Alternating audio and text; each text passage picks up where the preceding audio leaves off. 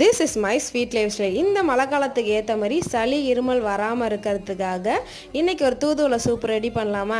அதுக்கு ஒரு கடாயில் தாராளமாக எண்ணெய் விட்டு கொஞ்சோண்டு ஒரு அரை ஸ்பூன் மிளகு, அரை ஸ்பூன் ஜீரகம் போட்டு பூண்டை நல்லா தட்டி வச்சு அதையும் போட்டு வெங்காயத்தையும் தட்டி போட்டுட்டு 2 தக்காளியை நான் கட் பண்ணி வச்சுருக்கேன். அதையும் நல்லா வதங்கினதுக்கப்புறம் இந்த தூதுவளையை வந்து நல்லா கழுவிட்டு அதையும் ஒரு நல்ல வதக்கிட்டு ஆற போட்டு வச்சுருங்க. அடுத்த ஒரு கடாயில் 1 லிட்டர் தண்ணி ஊற்றி அது நல்லா கொதிச்சு வந்ததுக்கப்புறம் இந்த பேஸ்ட்டை வந்து அரைச்சி எடுத்துட்டு அதையும் எடுத்து அதில் கொட்டிட்டு நல்லா கொதிச்சு வந்ததுக்கப்புறம் உப்பு சேர்த்துக்கோங்க. சைட் பை சைடு வந்து நான் கார்ன் சிப்ஸுக்கு ரெடி பண்ணிக்கிட்டேன். சூப்பில் வந்து கார்ன் சிப்ஸ் போட்டால் தான் சூப்பராக இருக்கும்.